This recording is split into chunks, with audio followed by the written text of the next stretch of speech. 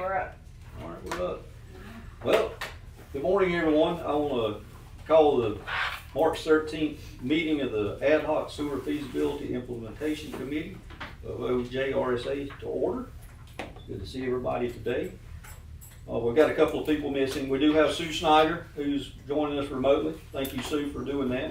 Appreciate you being able to do that. We're going to start today with public comment, but before we do, I'm going to go ahead and let everybody know that after we have our public comment, I'm going to request that we have an agenda amendment because we did not have on here to approve our minutes from the last meeting. So Lawrence Flynn is on here also. So we have Lawrence Flynn. Hey guys. Hey Lawrence. So I'll do that. Somebody remind me after the public comment period that we do that so we can get those approved for the record. So I will at this time open it up for public comment and see what visitors we have. Mr. Chair, my name is Kevin Bronson. I'm the City Administrator for Westminster, and I'd like to make a comment. Yes, sir. Mr. Bronson. So I want to first thank you all for agreeing to do all this on behalf of those of us that are on the board, Celia and Scott, pulling double duty for all of us, so thank you all too. And I also want to apologize to this board that you were given a document that I think is wrong. You were given it to by Michael Tranum and Chris Eliezer. That document is full of misstatements, conjecture, and inflammatory statements, in my opinion. We were asked at the last board meeting to release that to the public. The board ultimately chose not to. And again, I think it's because of what I just said. Some of the things that are described in the memo are flat out wrong. And I apologize to you that you were given that document. I'll be working with Chris and Michael to make sure that document is corrected and given to you with names in places where it says a city or a person. In my opinion, when it doesn't specify who that is, it condemns everybody onto the board as if they were guilty of that act, and I don't believe that to be the case. It also says in there that the cities didn't take some of the things that the OJRSA required it to do seriously. I can tell you in terms of Westminster, I cannot speak for Walhalla and Seneca, they can speak for themselves. We took those matters very seriously and we did our best to provide all the information that we were asked to provide to the OJRSA on time and in the manner that it was requested. Now, if Chris believes that there's some additional things that need to be clarified, we're happy to do it, but to say something is, that there was some motive that was different than it was in the midst of an iterative process, that's just premature. So anyway, I wanted to apologize that you were given something that was just that wrong and that inflammatory. Chris has a different opinion, but I wanted you to know what my opinion was. And ultimately, the board did not choose to release it. My opinion is the board didn't choose to release it because of what I'm saying. So appreciate the work you do. I hope you have a good, productive day. Unless you have any questions for me, I got other things to do. Anybody have any questions for Mr. Bronson? Joel? Yes, Sue. This is Sue. Would Ms. Bronson like to just consider the memo recalled from the committee? Or does the board want it? I know that that's more of a, I mean, we have it, we've read it, but is there a thought that it should be recalled and not considered in our things? Well, I guess my opinion is now that you have it, the accusations are out there, and to just recall it, leave those accusations hanging over all the participants' heads. That okay. it actually be created or not recreated, but the details actually be filled in, and anybody that is being specified be called out by name, any entity be called out by name, and then it should be released back to you. That would be my recommendation. I just say I can understand both perspectives. I can say, from my perspective, I read the memo. It really didn't sway me one way or the other. It just was what it was. So I don't feel anybody owes me personally any further explanation or identification because, as far as I'm concerned, I have read it and put it aside. So it doesn't really. But I understand from your perspective, if you guys want to go back and do what you need to do to clean it up, really don't have an opinion in that. Well, ultimately, I just thought it was bad form that it was even given to you. And so Yeah, that's where my apology comes to you Okay. as a member of the board. Okay. Any other comments?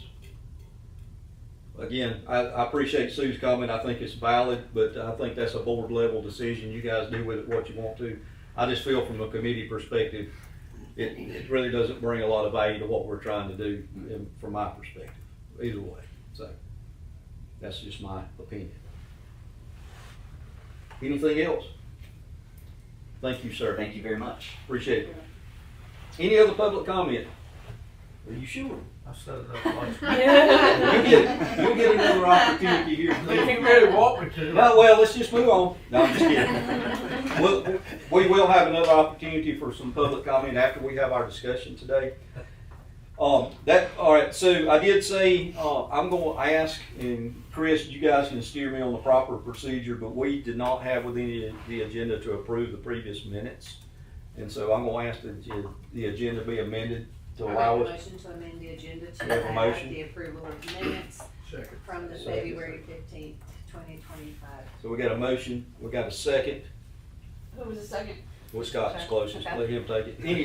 Any objection or any other consideration on that? If not, we'll entertain that motion, we'll put that on the agenda that we're gonna approve the minutes. So now I will move to that new agenda item, and so you have the minutes, I think everyone has a copy of those from the February 25th meeting, correct? Am I right on the date? February 13th. Well, that's not even close. Your comments correct? Are your comments reflective of what you're? I haven't seen it.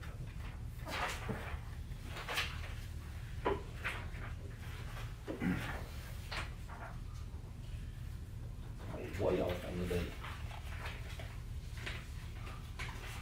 Must February disappeared. Well, I think you were thinking of Lawrence's memo. Maybe that was. I've got so many dates floating around.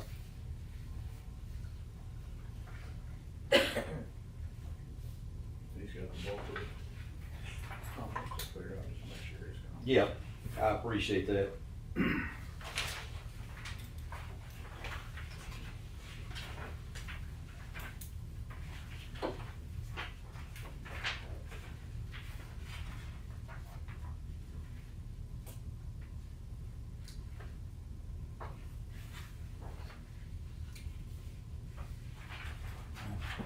I expect a motion to approve. So everybody had a chance to, you got any? We have a motion and a second on the table. All in favor of approving the minute? Aye. And they are, thank you all for allowing me to do that.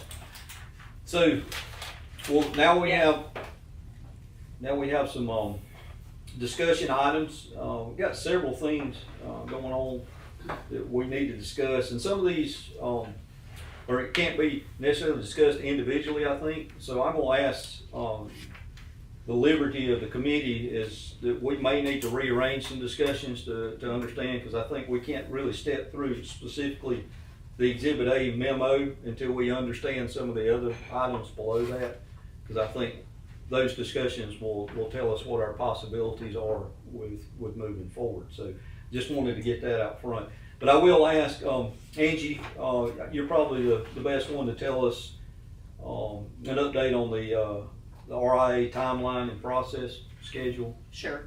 I have talked with Bonnie several times since this meeting, the last meeting on February 13th, and she is amenable and actually said we don't need her approval because actually the timeline came out of the study, not necessarily, it wasn't mandated by RIA.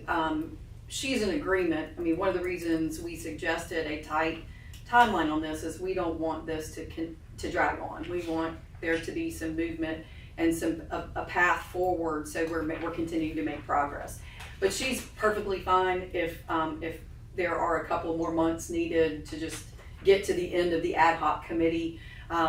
So I think she feels, and we'll get into some of this, that that maybe as part of the recommendations of the ad hoc committee, that there be some of the things that could trip us up later maybe get some of those fleshed out early on in the process, while new organizational documents would be fleshed out. If some of that can be worked out so that I think everybody feels that, okay, we really do have consensus and we're moving forward, not to spend, 6-8 months drafting agreements only to find out that there's a huge stumbling block that we could have addressed earlier in the past. So I think, again, we've told her that we feel like that this committee is making very good progress, and I think she's willing to go along with what we need to do to make sure the work gets done. So. She was kinder to you than she was to me. She said you're supposed to be done in April. Yeah. That's what she told me. She's funny. She's but she's basically like it. Again, it's not her directive. It came from the study, and so. And I think she just realizes how she can be most helpful in her role in helping us get to where we need to, and she understands that. That's correct. The sooner she can begin those steps, the better for all of us. I will, at this point, just go ahead and make it. I'm gonna, when we talk about next agenda items, I would like today for us to leave with the understanding we're gonna go ahead and draft up some type of recommendation from this committee. First, we've got to get consensus among this group. I don't think we can worry about consensus beyond this group, but among this group, what is our consensus? What is our recommendation, so we can start figuring out those things that are gonna be the boundaries, the obstacles to moving forward. So just wanted you guys, in the context of this conversation, I think that's our next step, is to go ahead and get something on paper that we can start pursuing as a group. So, all right. So now, next on the agenda was the reconstitution memo. And like I said, I think it's important that we step through this and talk about the different portions of this that Lawrence has identified as the steps forward. But one thing as I go through this, did I miss something?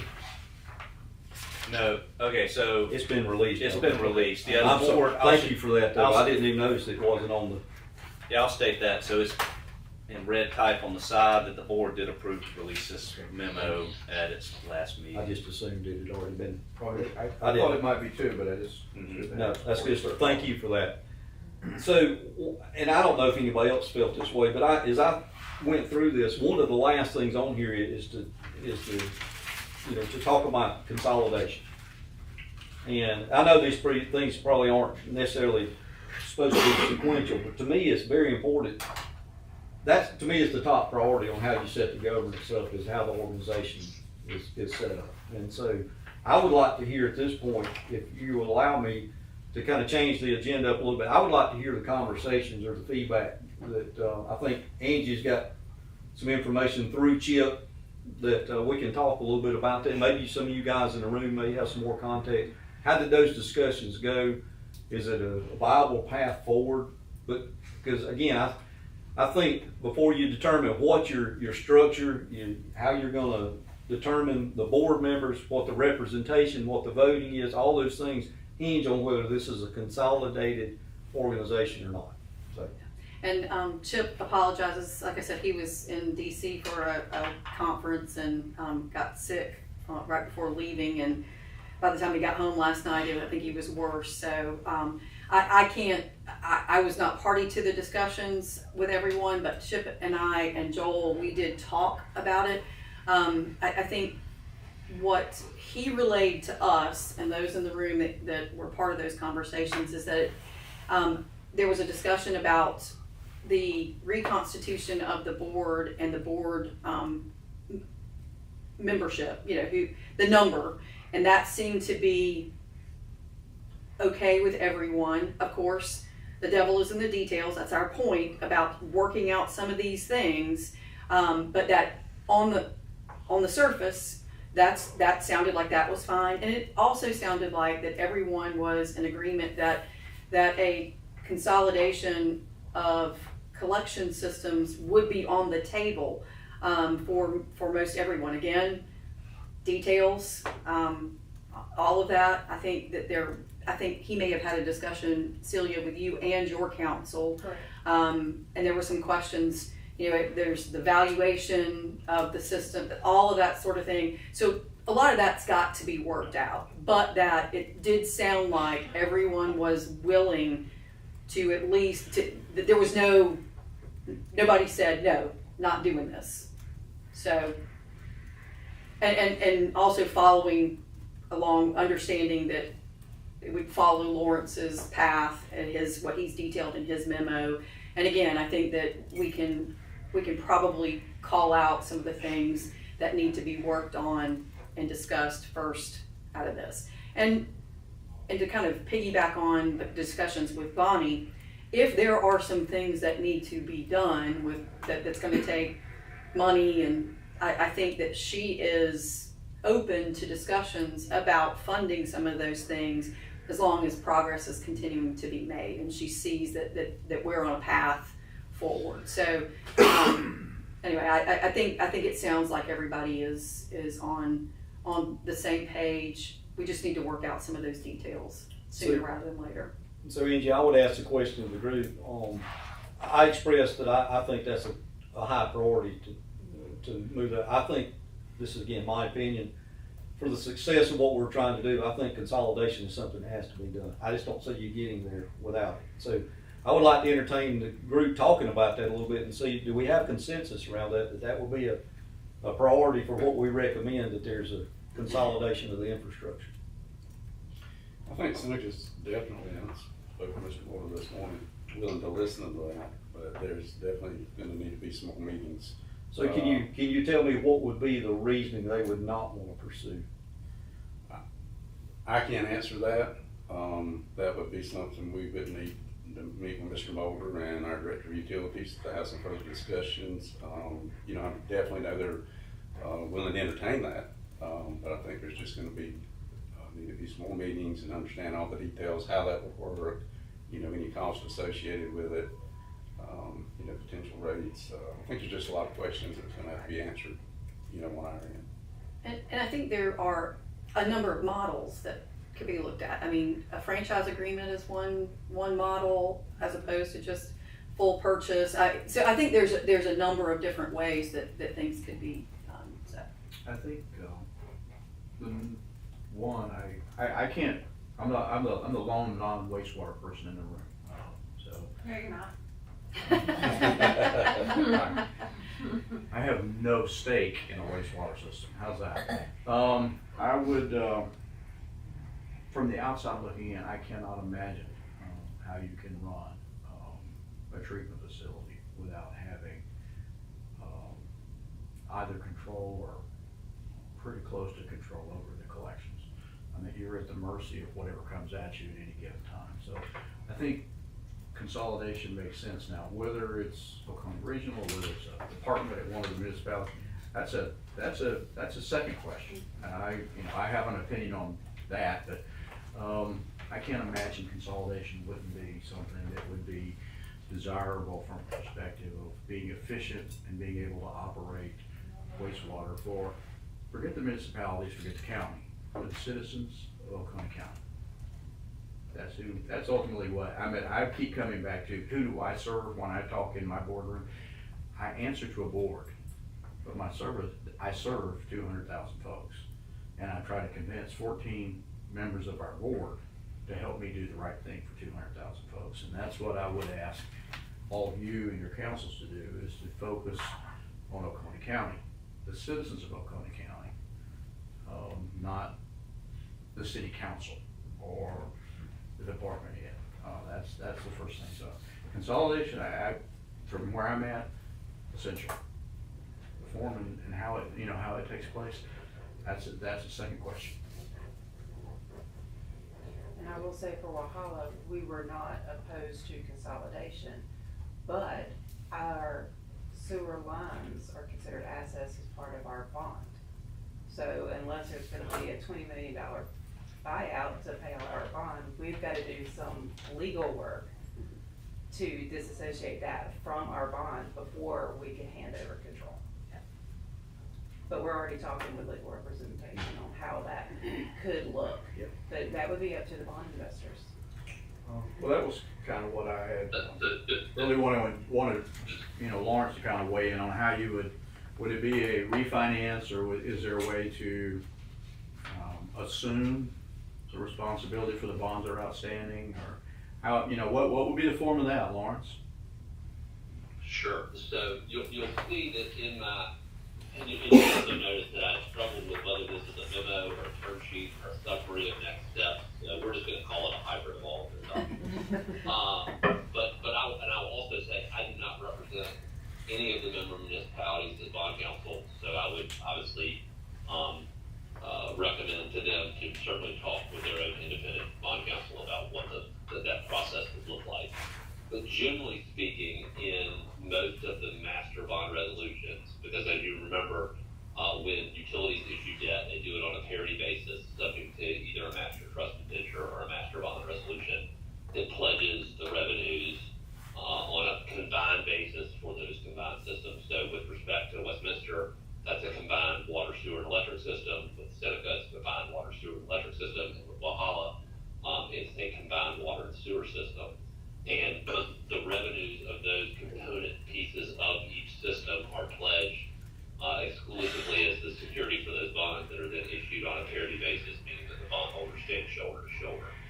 From my high-level review of some audits, and I tried to reflect those, each of the member municipalities has outstanding debt. What is unknown is how those improvements were originally funded. And for the most part, if you look at the way that most utilities work, more often than not, the water system, and for those that have electric systems, largely subsidize the sewer system. Now, the rate consultants would tell you, hey, you want to make sure that each component of the combined system operates on a standalone basis, and then if the sewer system is being subsidized by any other component of the system, even though that's permitted by state law and generally appreciated by the rating agencies and the bondholders, they need to get somehow on even footing, and that's done through rate adjustments or expense reductions. But the typical language that we see in those master bond resolutions is in order to sell portions of the system, which would be assets in the ground, service area, what have you, or an entire component of the system. And I did identify a component as the water system proper, the sewer system proper, the electric system proper.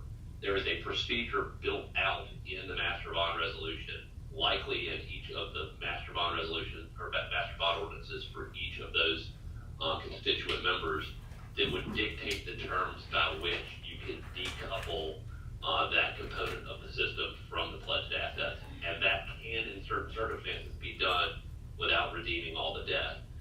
Typically, what you have to do is make a finding that the reduction or removal of the asset from the system does not materially affect the interest of those bondholders.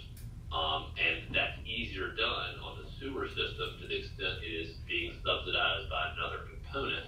But it does take a kind of detailed dive to make sure that that's indeed the case. And it's probably going to take a third-party consultant like a Willdan or a Raptellus, some other type of feasibility or rate consultant, to basically make a financial justification that you can decouple the system without materially affecting or hurting the bondholders' interests. So I do think there's a deeper dive that needs to be done by each of the member municipalities, and that's a pretty high level summary of where we stand. But if consolidation is part of the discussion, having the outstanding debt, which is one of the things we've talked about with Oconee Joint Regional, one of the reasons it's easier to reconstitute this organization is because it has no outstanding debt. The constituent members, that's not quite as clean. And so it's a matter of identifying it and then determining where the value is, whether or not you can sell it for some certain, whether you could somehow assign or have Oconee Joint as a process of acquiring those systems, redeem and pay off certain portions of the debt as basically compensation or consideration for the acquisition of those assets. But it really is going to be a pretty high-level math problem that they're probably going to need to hire a third-party consultant to work through the math of exactly how that debt gets paid. So sorry for kind of a long believe Sue has something she wants. Yes, I appreciate and want to continue to hear from those systems in Oconee County who have a stake in consolidation. I just want to share that in my experience in running a utility, it's hard. I just want to tell you, sewer is hard. Water, I'll run that all day because I ran water too. But sewer is hard. The compliance is hard. The cost to expand systems is more. It's just hard. Making customers happy is hard. And so I am absolutely think that, and I hope that Oconee County will consider the consolidation of collection lines into one, or certainly not more than two, but preferably one system that can truly either assume debt, pay off debt, however Lawrence explained a few minutes ago, however that might look when you actually dive into the details. But the ability to take on assets and make sure that they're maintained and to deal with the regulatory issues, to deal with the customer issues when they have odor or an SSO, those are a big deal. That's a lot of effort, and being able to handle it in a consolidation manner just makes sense than having a bunch of different systems. And so I'm going to tell you, whatever we can do to work toward consolidating these collection lines into one entity, I think will be critical for the long-term success of having sewer in Oconee County. Joe, I certainly have opinions on other things about that, but that was really just the summary statement of it's hard to do sewer. Yeah, I would agree with that. And one thing I think we probably still have missing from the puzzle is we can pretty much figure the debt, right? I mean, we can determine that. But I don't know that we still know the liability of deferred maintenance and things that need to be done to the system. And none of this is gonna come up with a true number. There's no way that this, I mean, and I've been in sewer long enough, the only asset that sewer provides is the ability to provide service. It has no value beyond that. And so this is gonna have to be something everybody's just gonna have to come to the table with the right heart and make happen if they feel it's important to make happen. So, any other comments on that piece of it, on consolidation? You guys from the municipalities or the county have any other comments? Just, I'll say this for Westminster, they're open and willing to go down that road, so that's something that they've looked at for quite a while, so. Just The only thing I would follow up on, Joel, is to say there is a fairly recent example of a kind of a broad scale consolidation like this occurring in a sister county, and that's with the recent roll up by Metropolitan Sewer over in Greenville County, as you're obviously aware of the SSO systems or satellite sewer systems of the various constituent fire and sewer collection providers. And so there were some engaged professionals that did a fairly deep dive, one of which was the financial advisor that Oconee Regional uses. And I believe, I don't remember the engineering firm that did that work, but there was a pretty deep dive and analysis that was done by the retained engineering consultants to identify how you tie all that out, and then making sure that kind of the math problem got solved of how the debt got rolled up. Yeah, and I kind of had that in mind when I made my comments. There's math and then there's negotiated math. And so that's what we're gonna have to end up figuring out. And I'll say it, we should have once, I mean, I know that Chris is working with the member entities for their CIP, their corrective action plans for rehab, which should give, again, it's not gonna answer every question, but we should have more information than we have had now, so, coming forward. So I think everybody's working on pieces of this right now. Maybe not, I mean, that is being done for compliance related issues, but it can inform, for everything else too. So. Yeah, I think, the thing that, if I were one of the parties with an asset, I would just wanna make sure that I was getting, that folks would realize that all pipe isn't necessarily, foot for foot is not the same. It depends on the condition. So I do think you have to look at, as you said, what improvements would be required to bring everything to the same level standard. I mean, I don't know your systems.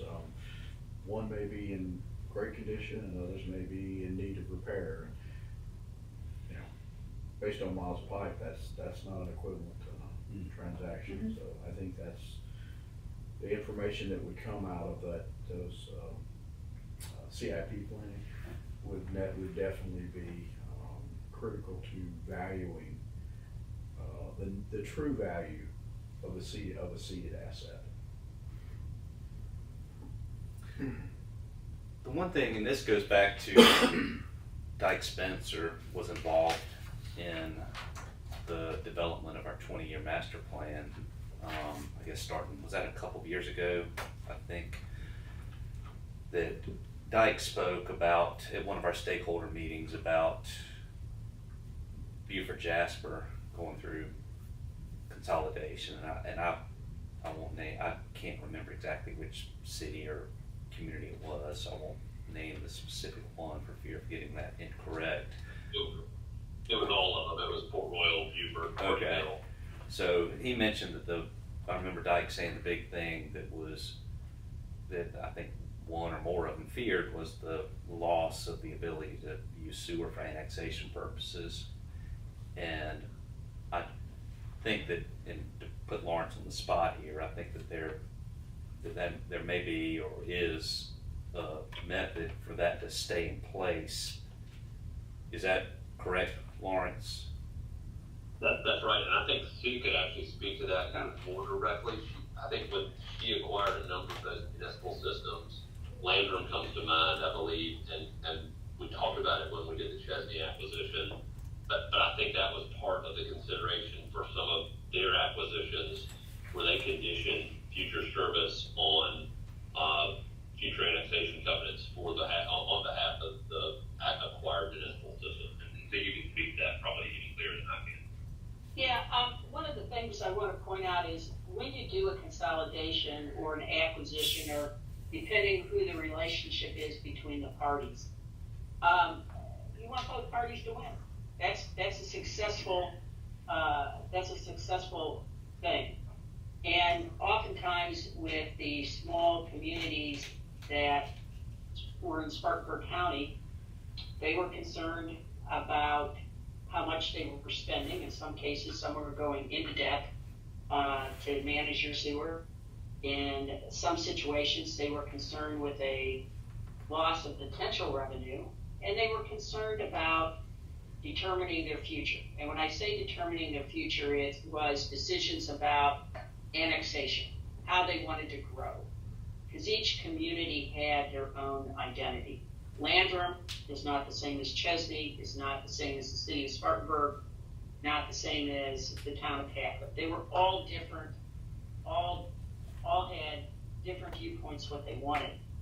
And so you can you can build a contract for a consolidation that addresses those issues. As Angie mentioned, there's franchise models.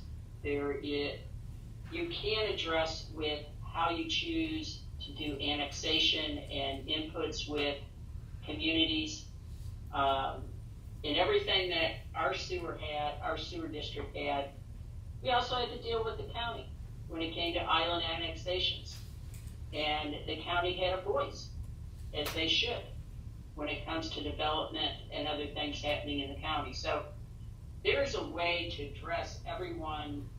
It's not so much looking backwards when you take on a system as looking forward. Where do you want to be?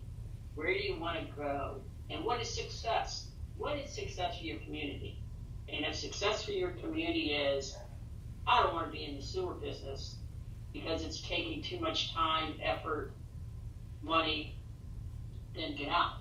But what you want is a vibrant community and a say in where growth goes. Gosh, that's pretty doable, particularly if you do consolidate. Now, again, the devil's in the details based on what each community would want, but you can do that. And certainly I would say the sewer district in Spartanburg County did that, because I had one community who wanted to protect and not grow. I had another community to the south whose mayor was insistent on getting every grant possible to grow and to get sewer infrastructure because they wanted growth. Different communities, different futures, and you can still work that all out. Thank you, Sue. All right, any other? What I heard from the group, it sounds like it's something that the entire committee would support, that we, as a recommendation, we pursue consolidation. And so, a lot to work out, but I don't know that that's the role of this committee. That's something we can talk about later, is what the future role of this committee or committee members. I do think you have some people that can really help move the needle in moving that forward, but we'll reserve that for later. So next, let's go back to the memo. And so Lawrence has proposed a governance structure, and so I'm just going to step through these and see what comments, objections we might have, anyone might have to what's been recommended. And of course, Lawrence can speak to any legal constraints that we may be under to do anything different than what he's laid out. So the first thing is include the county as a member. I'm just going to ask this committee, is there hesitation in any way to include the county? And I will say this, I think I said it in the first meeting, I come from the context, to me, the best thing you can do is Scott, is set up a board that's going to serve your ratepayers, not necessarily the communities, not the county, not the municipalities, because I just think that just provides a greater level of service when your allegiance is to that. But I do understand that we may be under some constraints legally that we can't appoint members beyond what's been laid out here. So I don't, but I want to just say that. I think that should be your goal ultimately, is have a board that's unified in serving the people who are at the end of the pipes. And who are going to be at the end of it. And yeah, not just your current, but your future customers. I would agree with that. And so that being said, you know, there's different representation laid out here. 5-member commission, one from the county. So any comments on that? Probably the only comment I would have, Joel, is I think you definitely want the county engaged in some way. I'm going to jump ahead a minute and say, if in fact you decide to consolidate for the good of the ratepayer, I would suggest you want your 3 to 5 members being from that district that you consolidate for the ratepayers, not necessarily representative of cities if they have divested of their assets and debt. Here's the reality. If you create a sewer district based on who has sewer, who do you think would be represented? The cities, but you're not calling them out as cities. Right. You're calling it out as the whole. Am I saying that where it makes sense to you? It makes perfect sense to me. It does to me too. The other comment I would have about having the way the memo is laid out, and it talks about appointing, for governance, then it talks about voting. If the assets are ceded, or the liabilities are assumed to reside with a consolidated agency, whatever form that may be, what would be the rationale for provided weighted voting? because the obligations, huh? There shouldn't be. I mean, if Chris owns all the debt, each municipality or each appointed commissioner is essentially equal because they have no greater stake than the other folks that sit around the table. Right? Okay. Lawrence, do you have any comment on that from a legal standpoint? I think that's a very, very solid point, Scott. Yeah, this was, when we were kind of contemplating this, it was before the revised discussion about acquiring the collection systems. And so if that happens, I think that changes a number of the recommendations that would otherwise be put forth. You just want to make sure that everyone has a say-so, and then effectively Oconee Joint Regional would operate more in the construct of more of a traditional special purpose district, kind of like Sue's former operation at Spartanburg Sanitary Sewer, where you own the collection network and you own the treatment assets. And so you basically are controlling everything, and those board members are making decisions for the entire system, not for the constituent membership. I think the weighted voting is going to have to happen if you don't take over the collection system. And so, maybe item,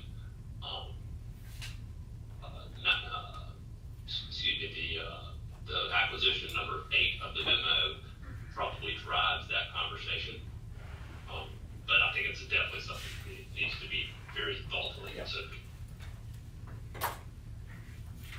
I think the hope would be, Joel, that people are moving the special purpose district, the utility, the consolidated unit together as a whole for Oconee County. And that means rehabbing assets where you have them, individual cities, making sure you have the right links, hearing what the county says when they talk about where they want growth. And I've certainly heard at different times what their county wants growth. It's listening to people, but at the end of the day, the board is looking at the big picture and doing what it can to address those priorities, right? Public health, regulatory, and what is the future of Oconee County? Good point. Any of you guys have any further comments on that? Sounds like as we recommend to pursue consolidation, this may change our approach. And so I think we just need to go ahead, since we said consolidation is a priority, we need to make this the second priority. What does the representation look like in a consolidated utility?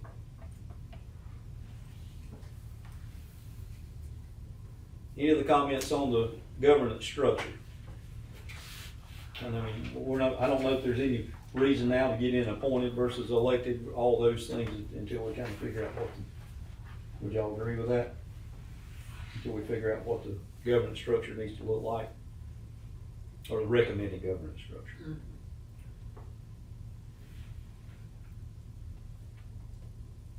Anything on the operating agreement that's pertinent to this point? Go ahead, Sue. Would there be an operating agreement, or would it just be that the new entity, you have it, Right. it's just been hung in your neck, new entity. Yeah. You have it. Yeah. Good luck, Chris. So, And that's that's where a requirement, particular requirement of the statute to just have basically an operating agreement or a governance agreement that kind of lays out the procedures for adopting bylaws, implementing powers. okay. And so that would be the vehicle by which we had talked about potentially restricting who the members could appoint as members because of that fiduciary duty concern. So that's the reason it's addressed. Would that also be the document that would lay out those a priori considerations that like Sue had mentioned about how each, Walhalla, Westminster, Seneca would like to handle growth or leveraging, or would that be inappropriate in an operating agreement? I think that's probably a separate or side agreement between the members and Oconee Joint Regional because they may have very different concerns and considerations, and that's probably one of those things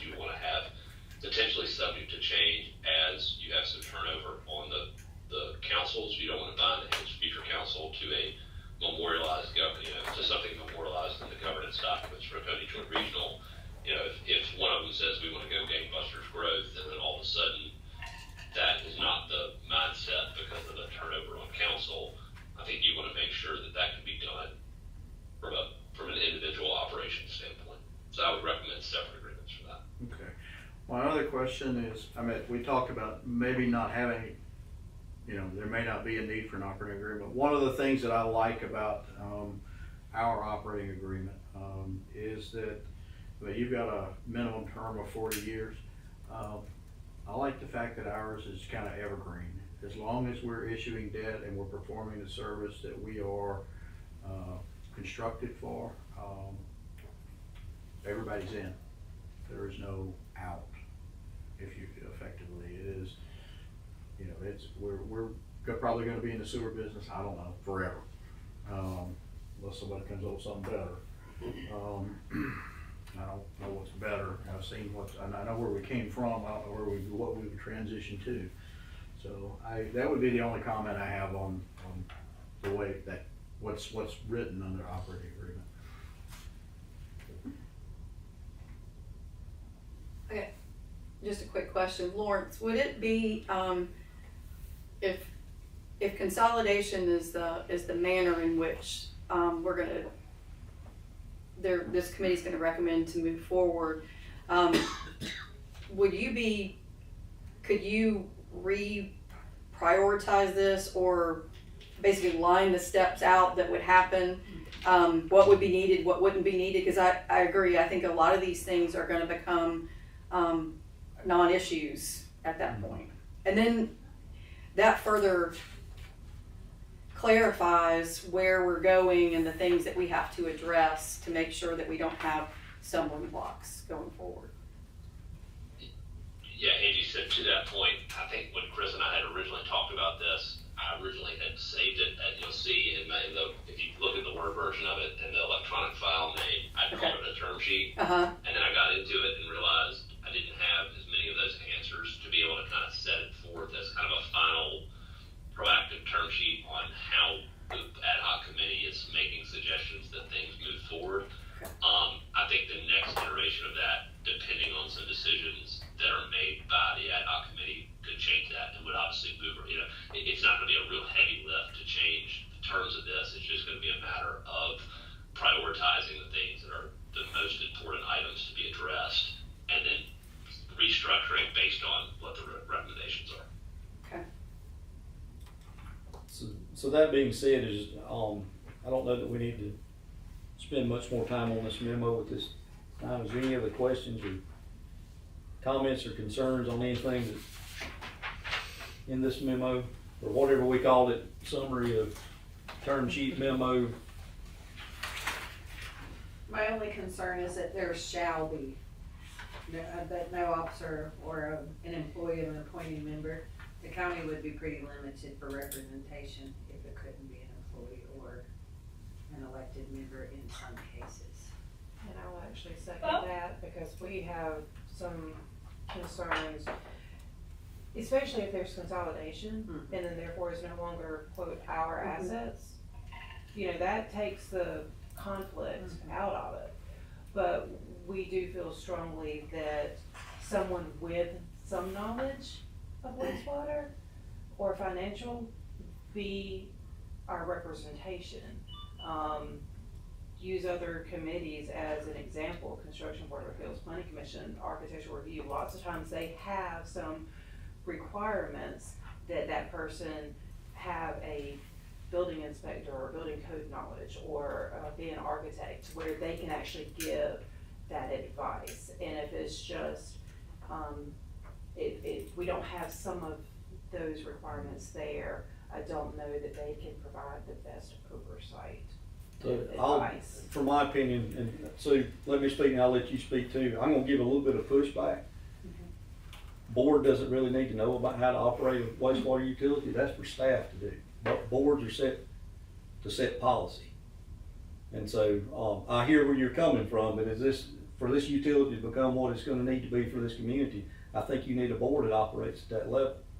They're looking at policy level decisions, rate setting decisions, and you want to build a staff. But they're funding decisions that would be required, because each one of these. The utility will fund the decisions. Yeah.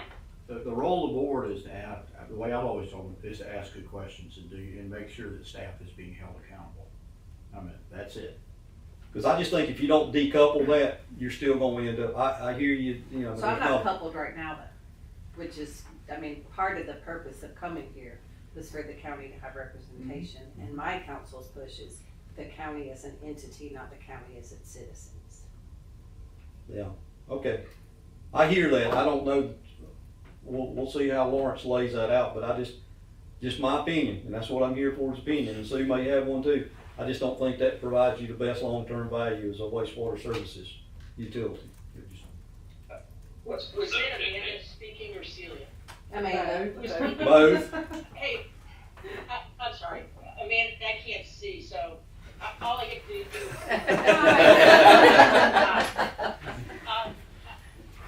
Amanda, I certainly, I think if in fact, and Celia, I think if in fact you're keeping the old model, then The exactly county's not, what because you the county say. doesn't have a voice on the old or current model. The framework of participants, and I'm all for the county being a big part of this. I think the county has an enormous role. So please don't take anything I say differently, but if you get a board, whether you do an elected board, and by the way, all of you have councils where there's not a minimum education there's not a minimum requirement to be a council member, other than to be a voter and over 21? 18. 18. Bolts. So if in fact you have a board whose goal is to move the sewer district, it's not the board doing it. The board, I agree with Joel, the board, as you see throughout the county, or I'm sorry, throughout the state, throughout various states, is the board oversees. They want to make sure that audits are done, that the bigger picture is done. Now I think the county has a huge important role because the county approves certain types of annexation. The county has County doesn't approve annexations. We don't have to. You may not have to, but you may choose to if it's annexing into, say, a sewer district. If the sewer district wanted to annex an area that was not contiguous, you very well could say, hey, entity, you want to do that? That requires county approval. I see that. I thought you meant And- municipal annexation. No. And so what I'm saying is, the county has, when you step back and look at that model, and by the way, Lawrence knows this, I don't know if Joel does. My former board chair for, 30 years went on to be the chair of county council in Spartanburg County. Because the county has such an influence on economic development, on knowing where it wants things to go. They don't have any oversight of cities. Cities have their own role. You have a lot to say. Which is And why I think if my council would find importance for that to be either an employee or an inside person at county government. Because if there are economic development pushes in one direction or another, they're not gonna wanna pick a person to provide that information to that may be considered confidential. But, well, I don't think then you'll get to a consolidated board. If it becomes where an entity must be identified like that. I don't know if Because it's a again, must, I just don't know that it should be removed as a shall not. I think it should be But- open to either. But let me ask you a question. What if you went down the pathway that it was an elected 5-person board within the area? I mean, I think we all know So right now, citizens are capable. just to add on that, they cannot currently be elected, and the proposed legislation, they can only be appointed by members that are constituent members of the body. There is no authorization for a separate election unless we further amend or add that authorization to the statutory amendments that have been proposed. If we do the consolidation, we still consider. But it could be. I think you are. Yes, It could be if amendments were made to the enablement to the statutory act. So I'm just sharing with you, I think that you can get there in both the role you play in the county for development. I think you can get there in an advisory role to the 3 to 5 member board that gets reconstituted. But I don't think you need to necessarily have the development person, because the sewer district, the sewer entity becomes your partner. They are a key partner in economic development with the county, just as they are a key partner when Celia has an issue in Walhalla. They're a key partner if sewer's involved. So please don't look at them as a separate entity, but as a partner. But as a partner, you don't necessarily have to have your entity on the board. Otherwise, you kind of lose the whole idea of having that consolidation and moving the sewer district as a whole. That makes sense. I would Can we I would do a also just compromise add and to just this, not and have maybe solid? add to Joel's comment. You know, I've given a lot of presentations to the Municipal Association, County Association, and the SPD Association on this issue of governance, and there is a strong issue associated with board overreach or commission overreach, and so I think each one of you who is an administrator of your respective cities likes to recognize that a member of council sets policy, and that is their role. They set policy, you administer the policy. And so the idea of putting on someone that has an agenda or an action that is separate and distinct from the fiduciary responsibilities to this board is going to continue to create problems into the future. And so Sue, in her former capacity, had an elected board on the sewer district side, and then obviously a separate representation on the water district.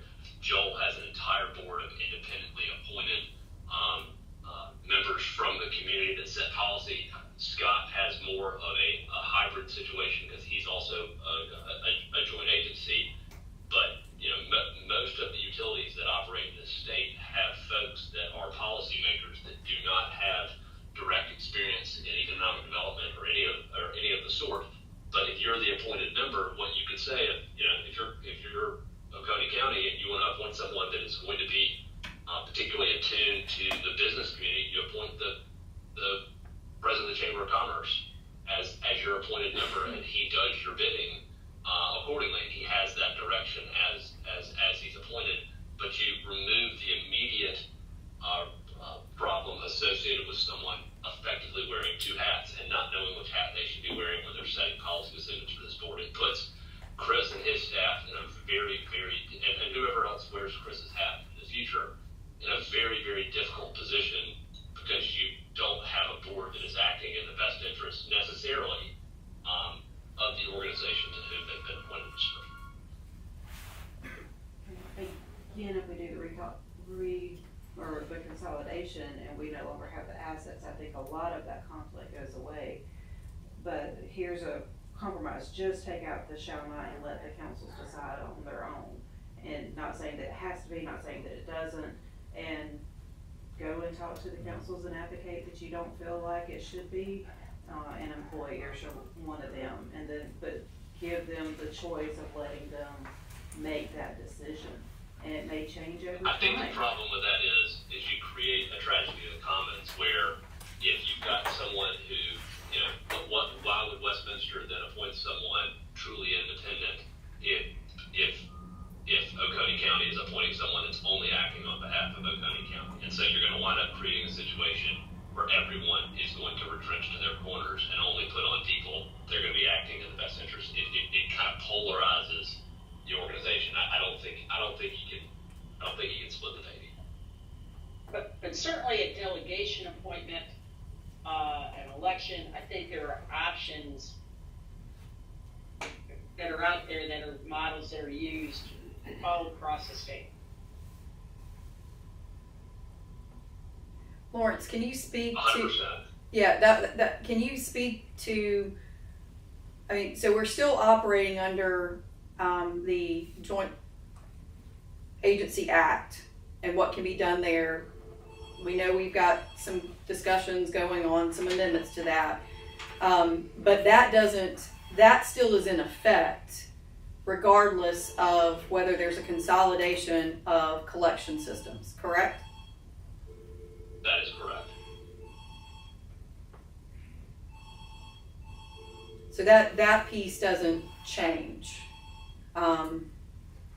Celia, to your question, that is correct. You are still member entities, and As an entity, you can vote, you appoint your. that's correct. Well, just out of curiosity, how do you all, like, you know, and I remember working for the city of Anderson when First Quality came about, so that was a major economic development project. How was, and Greenville has them, how does that work with your board's involvement with those if you don't have somebody? Just I'm not sure how that is working. Somebody as a. Like with the economic I would be development glad arm. to share. Go ahead, Sue. Yeah, let me explain how economic development works in Spartanburg County. I would tell you very clearly that as a sewer district in Spartanburg County, we liked economic development. It gave us new customers. Now I'll still agree with the point Joel made at probably the first meeting. It's all about housetops when it comes to revenue.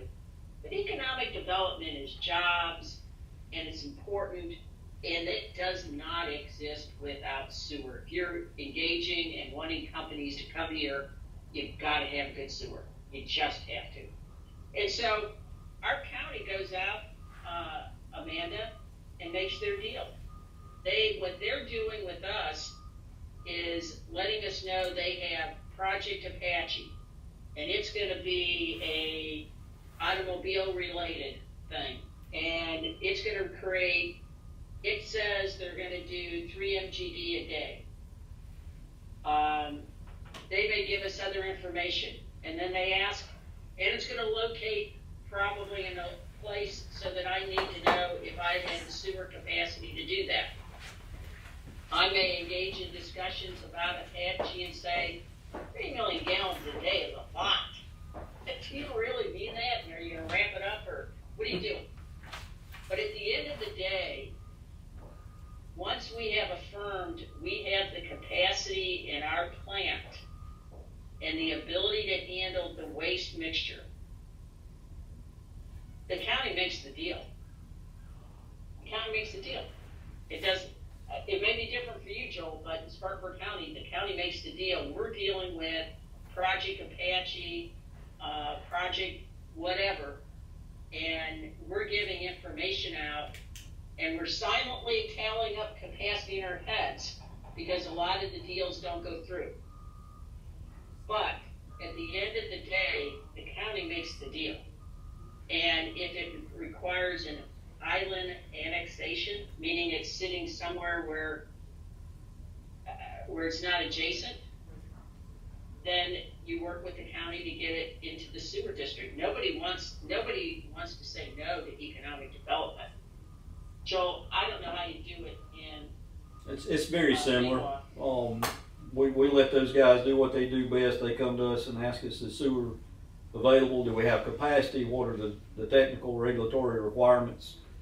We package that up and give it to them, and they go and do their deal. So that's what we do now. If there's an investment in an infrastructure that's needed, we tell them, we give them a summary, this is what we're looking, but we, as a sewer utility, we may partner on the funding, but that's for the county to go figure out how to secure funding, work with the industry, the developer, and we will participate in that. Yeah, and that means like if you need a pump station to get it to us, or That's you right. need something else, need a line. We don't pick up in Spartanburg County, typically growth pays for growth. That's right. But as Joel said, sometimes there's private-public partnerships. Yep. That we have done in Spartanburg County.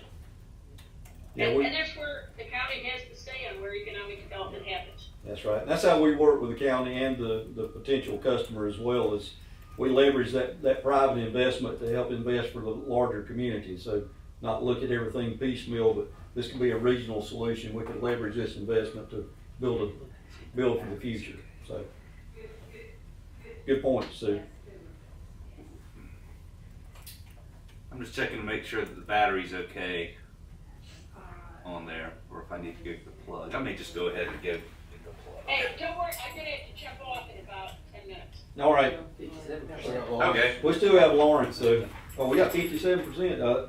My goal is for us to be done by 11 o'clock, so, so I'm gonna try to keep us moving. So it sounds like, Sue had to leave the room.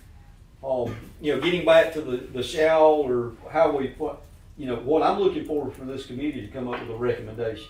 It's not for us to determine what folks are gonna do with it. So I think we're still a little divided on that issue, and that's something we need to be thinking about. I can take these comments today Yeah. back to my council. But when So we the comments formulate- came from my council, Yeah. they're not coming from. I mean, I've said this, I think we need to have a workable solution, but it may not be ideal for everybody. I don't think that's the role of this committee, is to try to check all those boxes. I think we just need to make a recommendation that we feel is workable and the best that we can put together based on the information that we have. And so it may or may not be adopted by everybody. So, but we'll continue to think through those things. Anything else on the memo?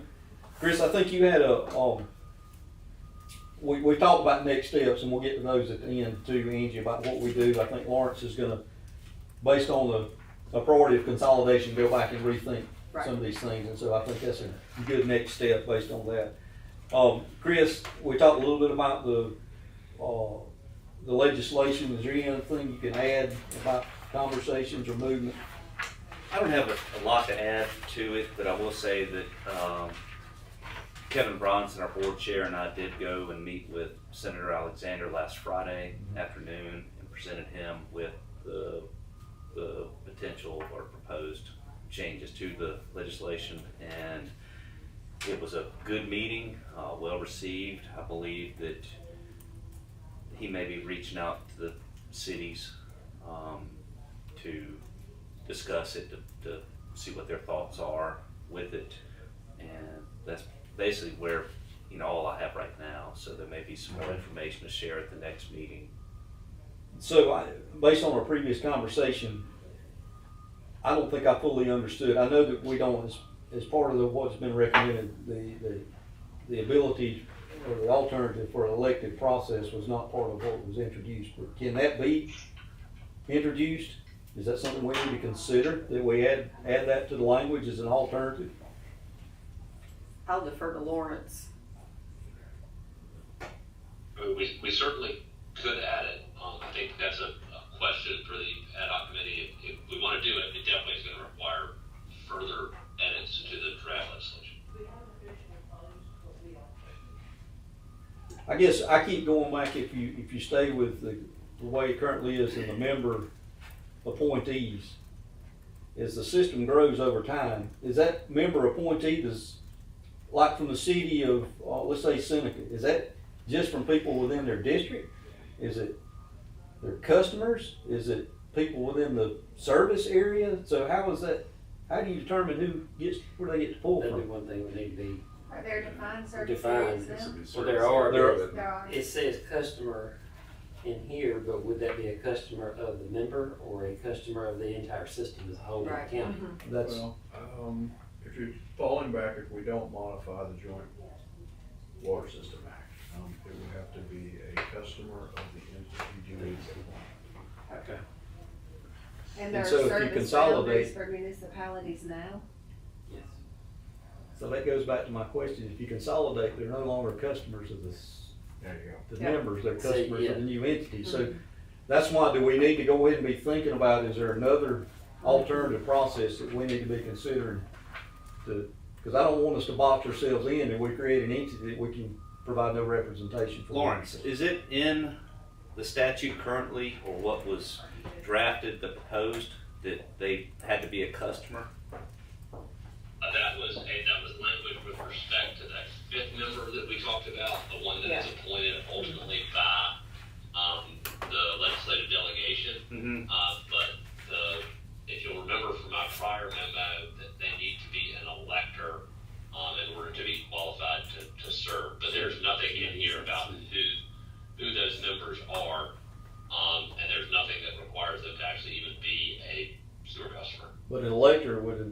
somebody that lives within Yeah. the voting district, but you guys are serving outside the voting district, right? Yes. So you don't have a growing population of people that won't have representation under that model potential. So I don't know that we're gonna get to that today, but I do think that that's something we need to give serious thought to, is when you talk about, consolidation, is how the model of representation may need to change and how we may need to amend the legislation to allow that to happen. Yeah, I think the way to kind of preserve a little bit of both would be, and I'm gonna get into electoral politics, which is something I'm completely unqualified for, but would be to, have your members elected, but elected from, areas that are as closely aligned with the municipal boundaries as possible. Would you I know you can't do that because you got the one vote, one person, one vote one man, requirement. one vote issues, so you'd have some federal constitutional things where if you wanna have single member districts, you would need to make sure that you had a proper proration of those voting districts, so you Yeah. couldn't have. No, I wasn't suggesting that we make each municipality, just kind of, aim toward, I use the phrase, gerrymander your districts in such a way that the municipalities are the center of each, of the district. And you can add and pull people as you have to meet, electoral requirements, but it would be, rather than say you're going to divide the county up in a way that, the city of Seneca gets to effectively elect 4 of the 5, just due to its population. Do it by council district. Yeah. We just redistrict. Do they Each city is try in to a separate divide the district, municipalities doesn't into, They're already hey, there you go. Our service area, like water service area, cause that's, across the state. yeah, that's how everything is divided between the cities now. Each city has a somewhat defined water service area, which they Okay, could yeah. build, the sewer Does it expands, they can build in correspond those areas. to population? Or- No, My council That's- district. I think Yeah, it's not- that was Lawrence's problem. I think Sue's got a comment. Because I'm gonna have to jump off, and I hate to mess up your discussion here, I was just hoping there could be a clarification on something for me that I may have missed in an earlier meeting, and with Lawrence on, or other experts on the panel, you could help me. If in fact you move to a consolidation to one entity, and people see their assets, is there a way for the utility at the end, whether that's Oconee Joint or however you do that, can they raise funds through an ad valorem tax, or how can that ever be on the table like an SPD can do? Because once you take all the assets and you want to rely on only revenue from customers, gosh, that's tough.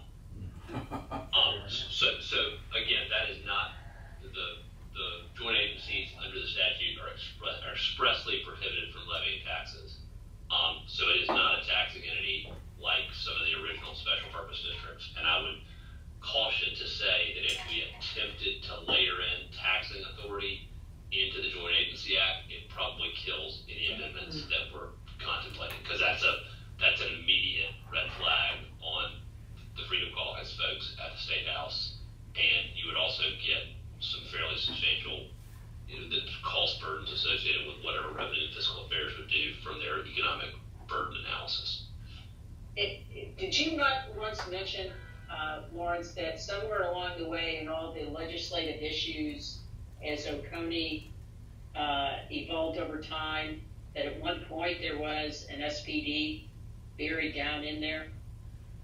There was, in fact, we found one that we thought could actually work, but unfortunately, when the county got into the sewer business, that entity was administratively dissolved, and so you can't reconstitute it.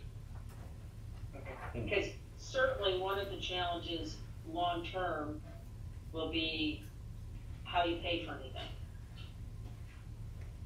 But and that should be considered in the reconstitution is, once you take all the assets and take all the problems and want to build a capital plan outward, that will continue to be a challenge. Mhm.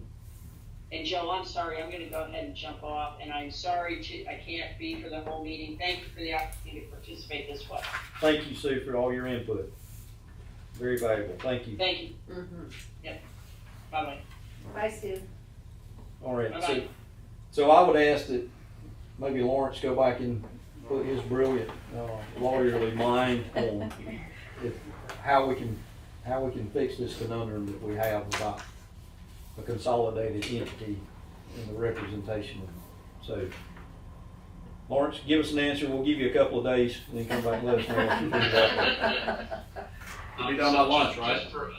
Just for a little bit of direction, so are we suggesting that we need to layer in elected authorization into the proposed legislative amendments as well, and then throw that in as an additional route for governance? What's your opinion on the level of effort to do that?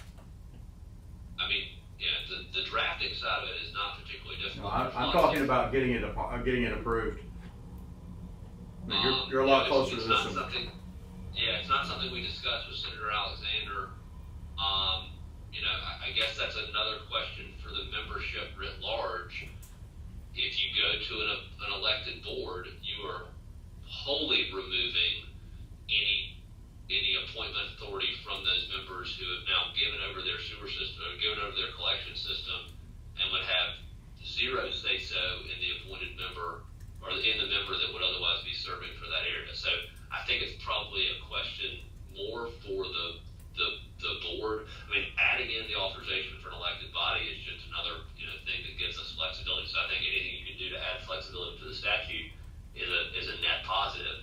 Whether or not the membership would be happy about that, that's a decision kind of beyond my pay grade. Well, it's just a question. The other question is that completely against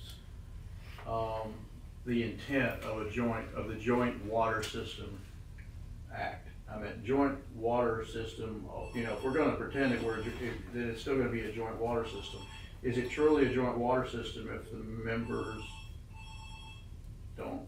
No, it's basically an end run to create it as a special purpose district. Okay. Will it be called that, or is there a chance that you can fly it by? I mean, that's the question I have, because it looks like it does look like an end run around getting turning a joint water system into a commission or something similar. Correct. I mean, I think if you build it into the existing statutory infrastructure and it layers in appropriately, you can certainly do that. It's going to take a little bit of massaging to get there, and it is a substantial change from what anyone otherwise has. But again, it's just adding flexibility into the statute. Yeah, I love that idea, but I'm retiring, so. So again, I don't think we're gonna flesh that one completely out, Lawrence. You think about it a little bit more, and I'll ask everybody in the room, give some thought around that. What is your preferred method? Again, and I frame it in what's gonna be best for whatever the entity that we recommend for the future, what's gonna be best served by that.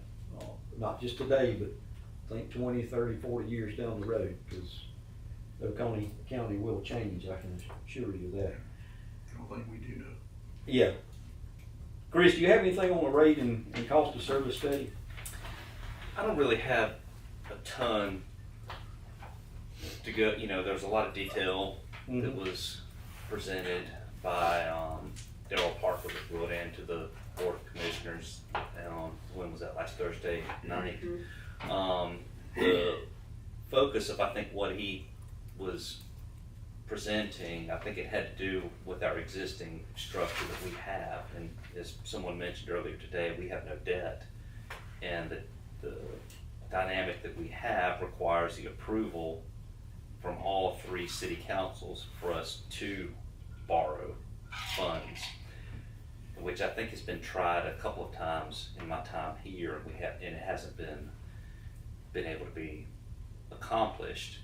So Daryl went into it with the thought, you know, no debt, here's what the rates were gonna need to be to raise the revenues to fight off a large chunk, if not all, of the tasks that we have on that spreadsheet on the wall behind you. Now, his focus was on the next 10 years and not the entire 20-year, but what he came up with was to fund O&M and capital was gonna require, I think it was a 74% increase in back-to-back periods, so consecutive 74% increases. Yeah, just funding PAYGO, because that's, Correct. yeah, so. Imagine that was popular. And I think everybody knows that Popular in the future too. was not the way to go, so I think that the point, But again, Daryl. my understanding, all, that just includes the current Oconee joint. that's correct. That It doesn't include anything That's from correct. Cities. municipalities. And that was beyond the scope of their study, so the cities, I think, is something that Angie or somebody else mentioned, that they're, you know, having to do their own assessments to determine the condition of their system and what they plan to do. That's outside of what we're doing, but it was asked, I think, as part of or suggested as part of the study that they do that, but also something that the sewer authority had asked of each of them to consider as part of a compliance-related matter where we're. So you only looked at PAYGO, you didn't look at. Only if you were to PAYGO.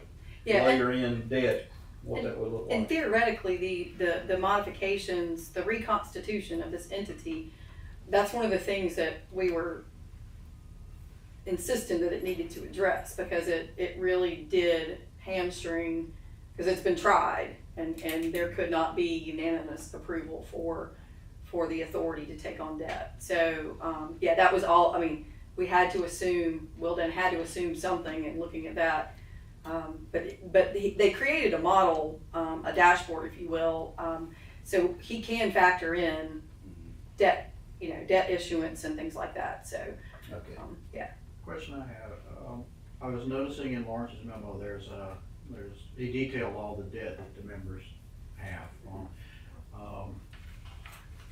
Do we anticipate significantly more debt being issued, to bring the collection systems up? Or some of those issuance were like 2023, 2022. I mean, I would assume that, am I assuming wrong that some of that debt that is relatively new is not to address the existing deficiencies in the collection system? Yeah, I think a lot of them are, some of it's water, system debt, yeah. I mean, for Wahala, it was for a new water treatment plant. Yeah. Okay, so it's combined debt, but there's really no wastewater It's component. combined utilities, but it Yeah, wasn't but specifically for the if you sewer separate system. them out, you call it out, the wastewater portion is, Of that debt, yeah. Mhm. okay.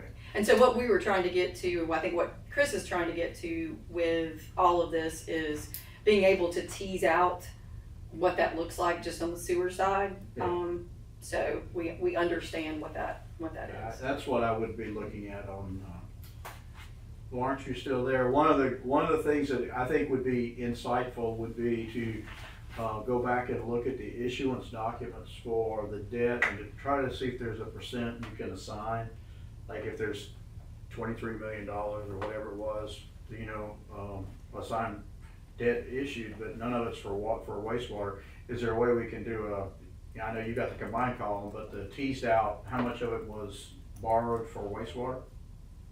So the only thing I can say from doing kind of an original dive on it, Wahala, to Sue's point, was a water system improvement only, and I think that's the only debt that they currently have outstanding. So that one looks to be pretty easy.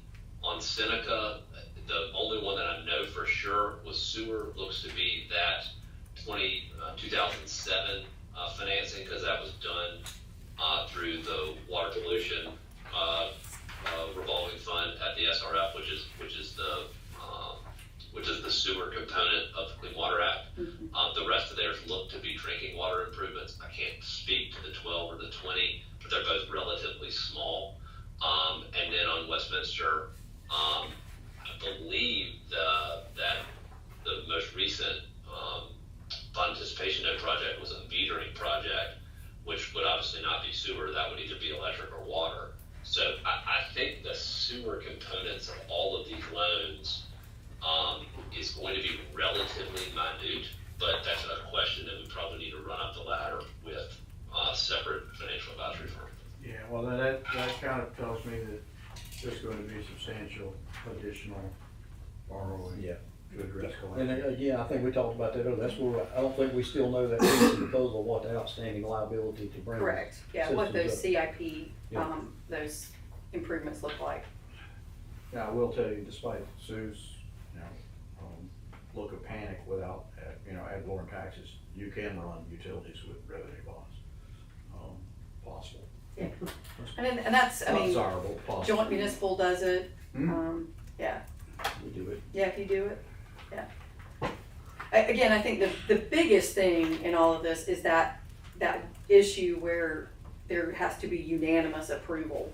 I think that's caused the biggest impact to doing something that requires debt. That's why I was asking about, are we effectively doing an end run on the Joint Water System Act? I think the way most of I don't know if it's in the statute, about having each of the participating members, stand up, and become accountable for the debt, or if it's just in our bylaws, and I'll let Lauren, because I can't remember exactly where it's embedded, or if it's embedded. It's in the governance agreement. What's that? It's in the government. It's not in the statute. It's in the Okay, governance then agreement. that makes it better. Yeah, because I was thinking if it is, then that's a weakness, if you will, because we have that requirement for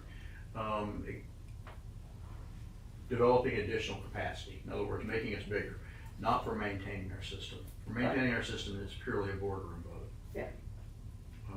But Yeah, so I think that's some of the things, the nuances, Lawrence, that would be informative as to how that looks going a consolidated route. So for instance, I know that's a big thing with Trish for SRF debt, is that there's that step up provision. Well, would that be needed if it's a consolidated entity? it can't be a step. Yeah, right. It is just what it is. It is. That's right. No step up would be needed. Yeah.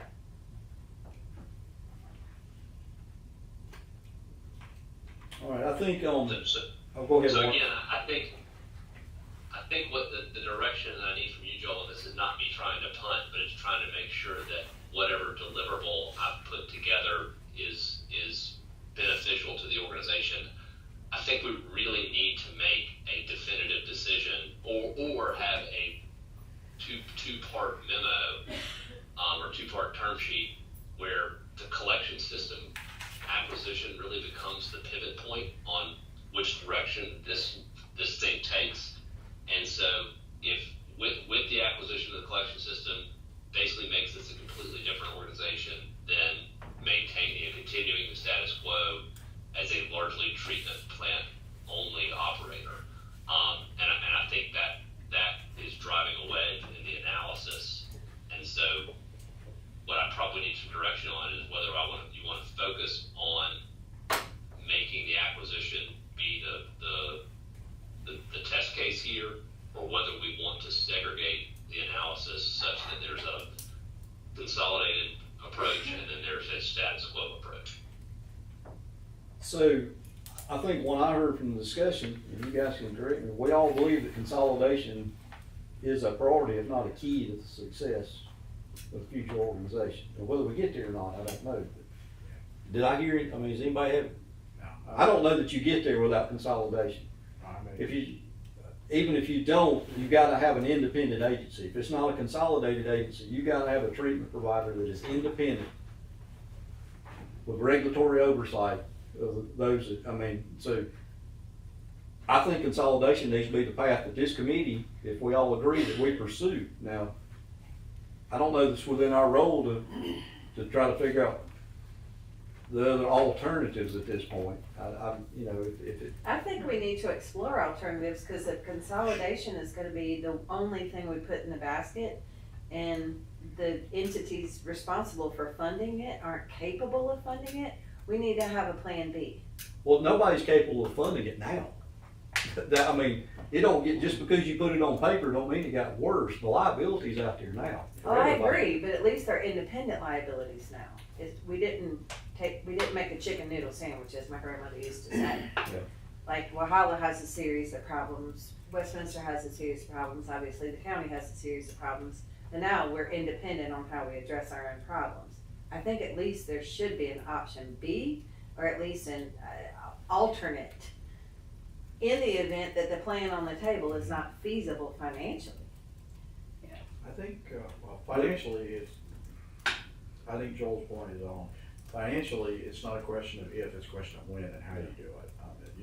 You're left with, you're running a. Well, maybe steps, let me Well, I rephrase understand, that, I maybe understand. steps, Well, like, that's, so, I agree with that. yeah, okay, All right. maybe I said that wrong. Okay, because, I mean, what you have to do, you have to do. I mean, this is, unlike a lot of things in the world, running a wastewater system has some regulatory responsibilities and Oh, some yes, penalties for yes, screwing all it up. those things were clear. And you run the plant, you gotta do the collection. So Mhm. ultimately, the cost doesn't change. It's just a question of who's bearing the cost. The Joint Water System Act, in my humble opinion, was set up to be, a financing authority, basically, a cash cow. Okay. Or a cash, just basically a debt cow is what I call it, is what I tell everybody. We take the debt so that the members don't. I mean, that's a simple way to say it. You're never gonna see the light of day if you expect to ever get to the Dave Ramsey world. If we pay, we're fully paid off. That is not the way joint water system. Maybe that's where I was going. Okay. So like step one would be the consolidation and identification of the immediate funding required for this step one. Step two is moving in this direction. Yeah, and I think kind of to the point, I think Lawrence has laid out, actually, he's got one alternative laid out, which is reconstitution underneath the current Joint Water Systems Act with a status quo of everybody operating their own collection systems, and this being a trunk and treat entity. That's one option. Option two is, okay, we're gonna consolidate all the sewer under one agency, but we're still gonna reconstitute under the Joint Water System Authorities Act. But then those steps under that change a little bit. Am I saying this correctly, Lawrence? So to your point, that pivot point is the consolidation. Mm-hmm. If you don't consolidate, this is what it looks like. Okay. If you do consolidate, this is what it looks like. Okay. You're still reconstituting underneath that act, but some of those pieces either change or are not needed anymore. Does that make sense? Framing it that way made me understand it differently. Okay. Okay. I wasn't putting pieces together correctly in my head. Thanks, Angie. Yeah. I agree. That was very helpful. So does that help, Lawrence? Do you understand what the next steps are from your end? I did. Okay. So, that being said, what do we want to be prepared to do at our next meeting? I think it's. I think there's one other thing from a perspective of Chris and Lawrence and Chair Bronson is, I think one of the things we probably do need to decide is if there's more that needs to be added to the potential change in the act itself. Or if we're good at leaving it like it is, I think, I don't disagree with that. I think we move on that path. I think if I were a member right now, I would be curious, if you're talking about consolidating and seeding assets, I think some effort needs to be made on outlining how you're gonna value the assets and how, if things aren't of equal condition or value, that each entity that is seeding will be made whole and equal to the other members. I think that's, I don't know the quality of anybody's system, I really don't. But that would be the number one question I would have is I'm putting in a, a 1974 Pinto, and somebody else is putting in, a Corvette or putting in a Honda that's 5 years old. Those aren't equal vehicles. They're both vehicles, but they're not. They're not even close to the same in quality. They're not close to the same in value.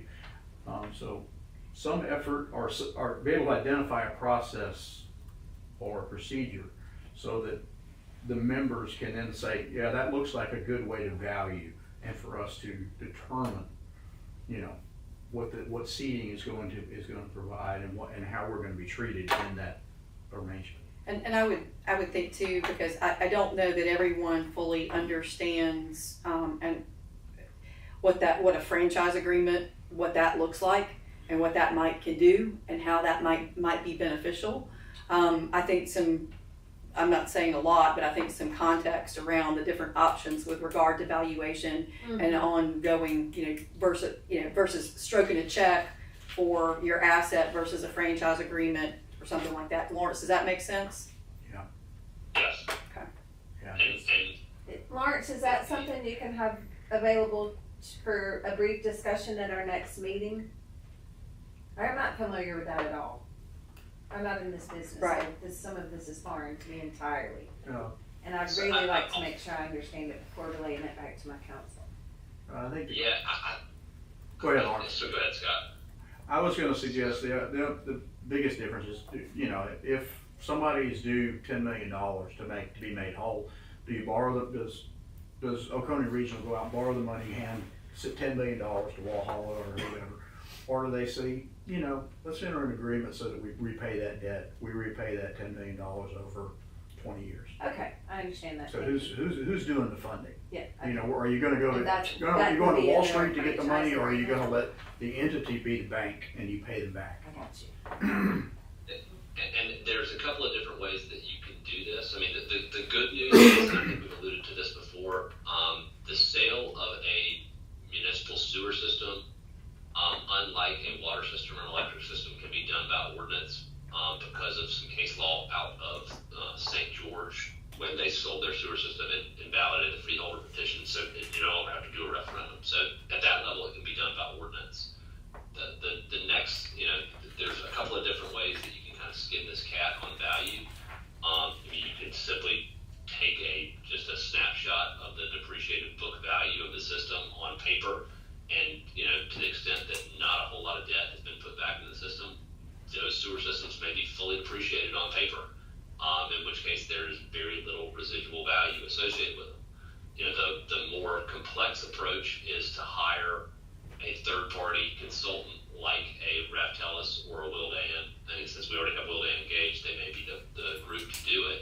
But to have them do a system appraisal and have them sell it. Now, the issue with some of those methodologies is that these are monopoly systems, and if you compare them to some of the privatization efforts that have happened in the Northeast, the values can get really, really high very, very quickly depending on the purchaser. If you had a private equity firm coming in to buy these systems, if a Blue Granite was coming in and backstopped by private equity, the value is probably a lot different than it is if you have a public system coming to buy it, operating it on a not-for-profit basis. And so at some point the valuation becomes a little bit subjective. If the greater good here is that the systems need to be operated on a consolidated basis in order to best serve Oconee County and receive sewer service in the highest quality, best value way you possibly can, then folks may decide they want to turn it over for $1, and that's happened in lots of different places just because it's not cost effective to do so, and then you grant them a franchise fee back against the system based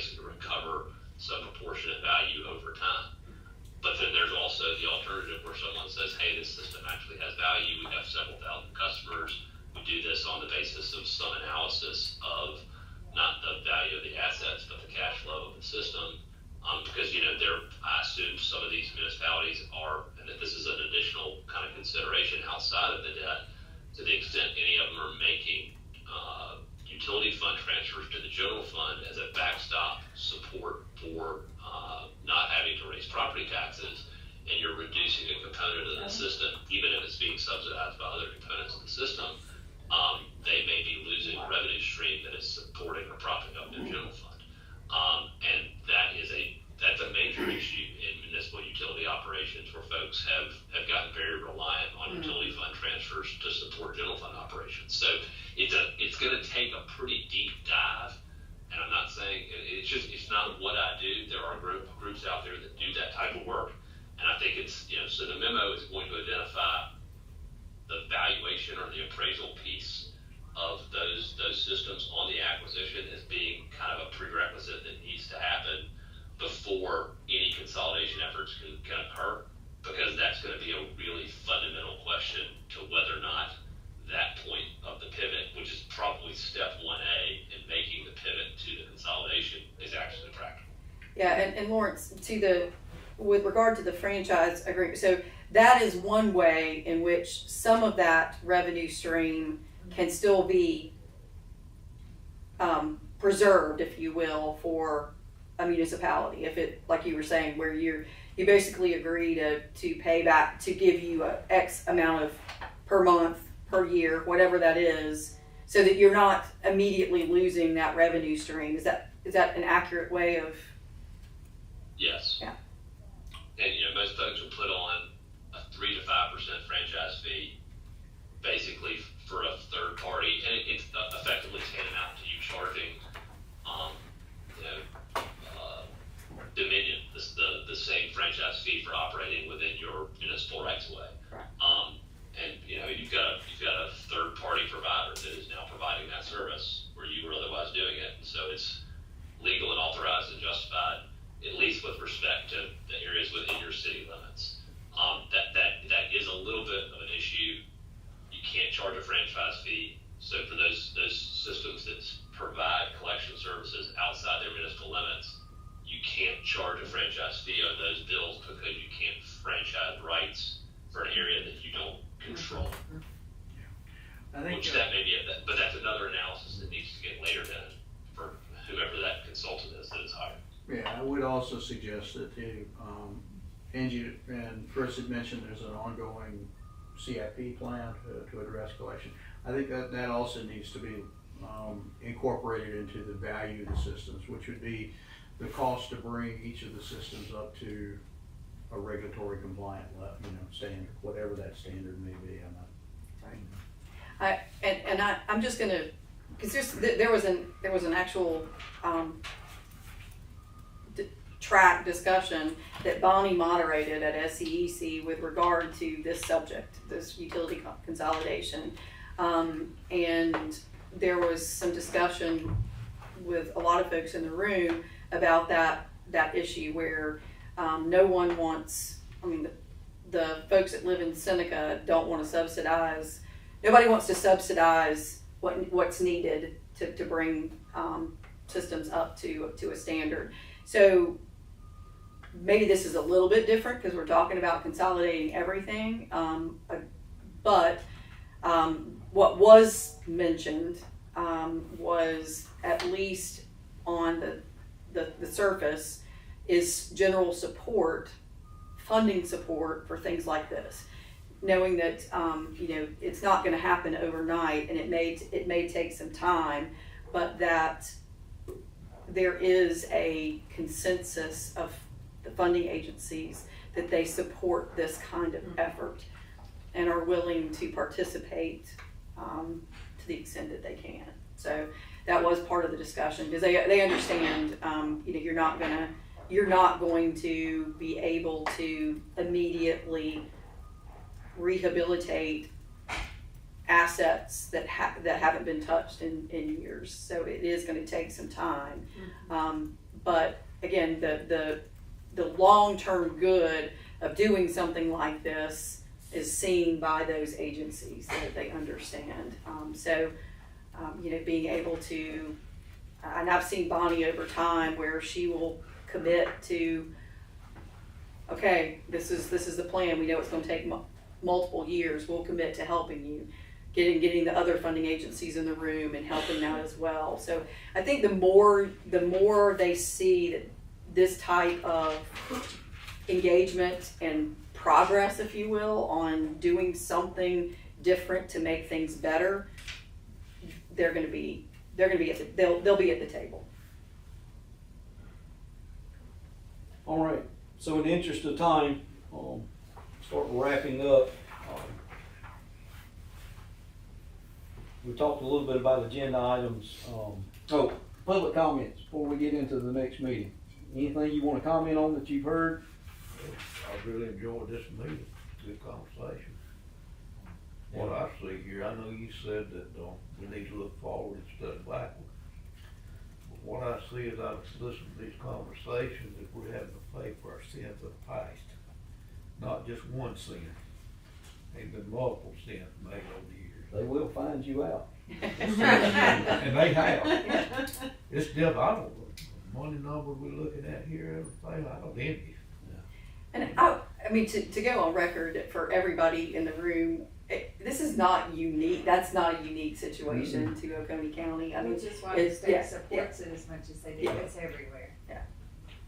Well, and that's why I'm trying, as a committee chair, I don't want us to short reach on it. I want us to come up with something that's really gonna set the stage, provide sustainable service in the future. So that leads me to where I am now. The role of this committee, my understanding was for us to come up with a recommendation of what we think, again, a workable and reasonable path forward is.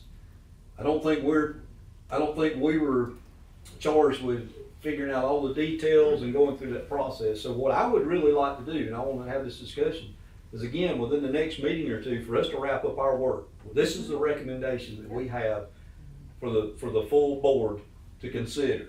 And I think we can prioritize, 2 or 3 top things, is that consolidation, representation, get those things. This is what we recommend.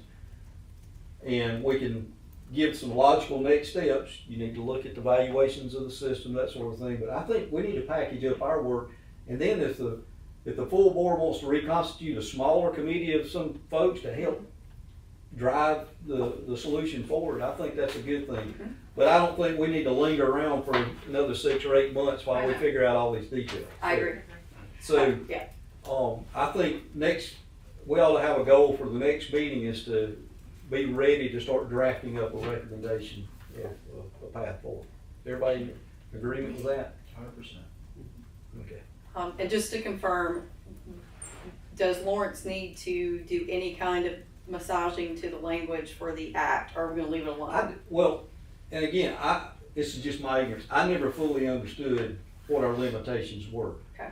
Because, and so that's the reason I didn't want to continue to talk about it too much. But you guys can tell me, if the appointees have to be an elector, and the system grows much faster than the municipalities, and you continue to provide service outside, how do those people get represented over time? By the county representative and potentially the gubernatorial appointment is the way So, that does the there need revised to be- statute work. So, does there need to be a mechanism for establishing, as you said, that the appointee comes within a pre-designated service area to represent the municipalities, and anything outside of that is represented by the county? I don't know, I'm just trying to figure out where it continues to make sense over time. So I don't know if that needs to be a part, do we need to do something with the legislation to allow that type of representation? I think, well, what you're proposing there, I don't think requires anything. If you're saying that you're still gonna have the 3 municipalities make an appointment, the county's gonna make an appointment, that's legal. The only thing you have to do is massage it so that the legislative delegation appoints the 5th. And that's the current, that's the current That's the change, current yes, proposal. yes. The other proposal is that we do the, soft shoe in run, if you will, and say, all right, let's elect our members. Or give the ability to. Or have the ability to elect the members using the county council district, they're already in place, they're already legal. And that would be a second, option. I do agree that this committee needs to make a recommendation. I think, unless Angie kind of led me down a path, which could happen, our goal was to come in here, listen to what was out here, and based on our combined experience running regional systems and large was to make a recommendation. Yes. Not to determine, not to negotiate among the members and try to determine what's possible. It is to make a recommendation. And, you know, not make one that's impossible, but make one that is possible, that will lead to the desired outcomes, which is the ultimate success of wastewater for Oconee County. And I think I agree with Joel, we're close to the point where we're capable of making that recommendation with a couple of subs that say, all right, if, you know, this isn't what you wanna do, then here's something else that still accomplishes those goals.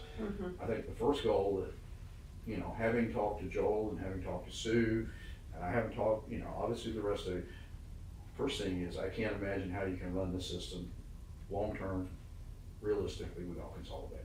That's one man's opinion. That's two man's opinion. Okay, well, I mean, that's, so everything after that follows, is what I would say, but that is my stake that, you know, that I put in the ground and say, that's the first thing that I think that, and we probably need to step through what we consider to be those stakes, those points that, no, this one is pretty much required.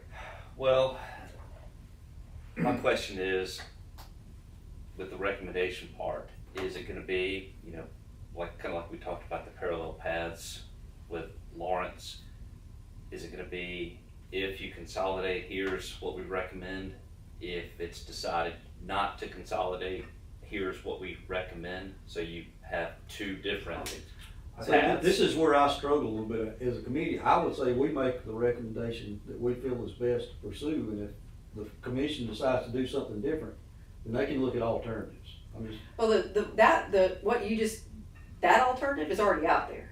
You already have that. You know what that looks like. I think this committee needs to identify what the preferred alternative is. I agree. I mean, to say that there's not other alternatives is. You gotta have a There's plenty of them standard. out there. Yeah. Our job was to recommend one, a path. Mhm. And it's okay to acknowledge that there are other paths that may accomplish similar goals, but we don't think they're going to accomplish as many goals as our preferred recommendation. Well, I agree with what you're saying, but, you know, consolidation, I think was, you know, part of the consideration with doing the study to begin with. But if it does not happen, the underlying problems that we still see on a day-to-day basis are still going to exist. So what is the recommendation to address those if something does not happen? I think you prioritize, you put your preferred recommendation, and it's okay if you wanna list an alternative, a non-preferred. Which is, I think, which is what's which is already where been you laid are. out, yeah. I think if you formulate the recommendation in such a way that we believe success is dependent upon this, because of these reasons, it will lay out what your alternatives are. Because I don't think you can ever be successful if you don't consolidate or you decouple the trunk and treat from the retail. I mean, at some point, you've got to do that, because you cannot enforce upon people who are a part of the Well, that's the decision-making most- process. That's the difficult thing that, you know, and Allison's sitting in here today, and that she and I have to deal with on a, Yeah, you know, and near daily basis. I think we're all, I say we all, I think the, you know, the folks who've been in business, I understand that. Even when you are decoupled, you still have those influences. But, so I would say that, I don't think without one of those two things, you can ever be successful. And I'm one that would lean towards an elective process, but I don't know that has to be something we hang our hat on at this point. I would like to see it be an alternative that you can, in the future, as the utility evolves and they see whether they can be successful without it or not, they may decide that, you know, that's something we want to enable and move forward with an elective process for representation. Lawrence, with your thought, since we've already spoken with the senator, do you think how do you think it's gonna look if we go back to him again with, well, after thinking about it more, we wanna make another recommended change? You know, I don't know the senator very well, so I can't really speak to what his mindset would be. But I mean, I think he recognizes that we're taking our direction from the ad hoc committee, and if that's a recommendation on further consideration of an option that they want to pursue, I think we could couch it as such. seem to, from our conversations last week, he didn't seem to have a particular thought one way or the other as to what this looks like. It seemed like he was going to lean in pretty heavily to the recommendations that get made.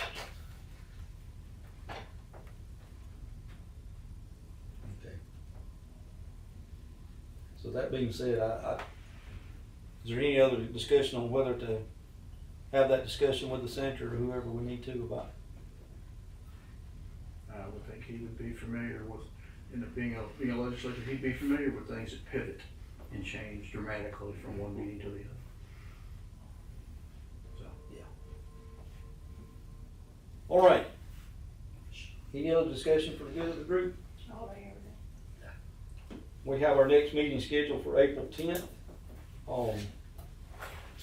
at 9 a.m. I guess we can determine outside this, how do we pursue articulating our recommendation? Who does that fall upon? I don't know what resources we have available to us to. So I think probably what we can do is the consultant team with Lawrence's help, as we can help kind of craft something for you guys. I was hoping smarter people.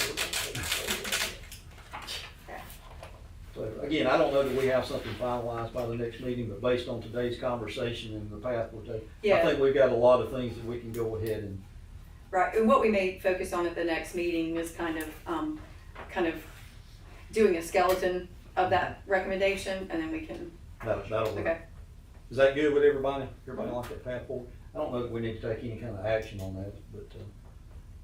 So do I need to wait on my, guys, I do have to drop for an 11 o'clock, but do I need to wait on my proposed I don't think so. consolidation term sheet? Nope. Go ahead. No, keep working on that. Yep.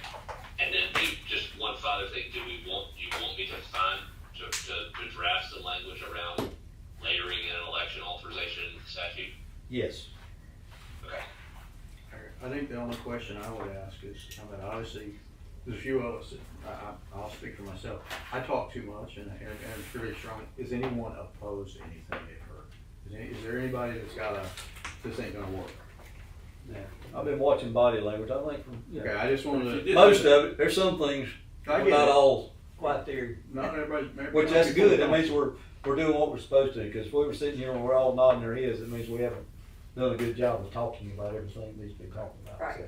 And I think to the point, I know Lawrence mentioned this, but I think being able to craft those agreements on the side that are specific to the consolidation, that can address some of the uniqueness of each entity is going to be very beneficial. I think that's key.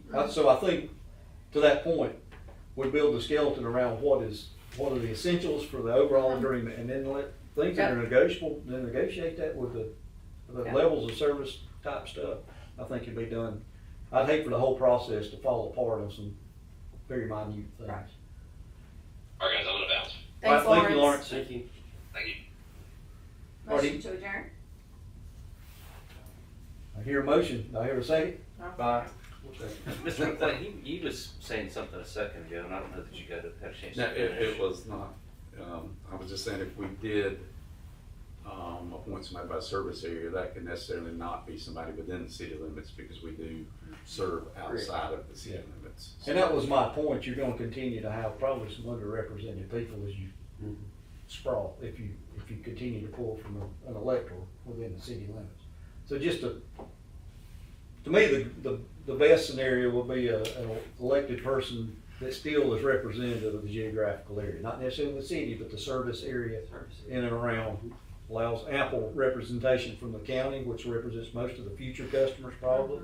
Like could be a current or potential future customer. Well, Because if you were to see our map, you would see there's not a lot of service areas, or not a lot of customers on sewer outside of many of the cities. So that would allow, because if they're serving water. Future customers are customers, and so anyway. So I think a motion and a second. Did we vote? No. All in favor of adjourning?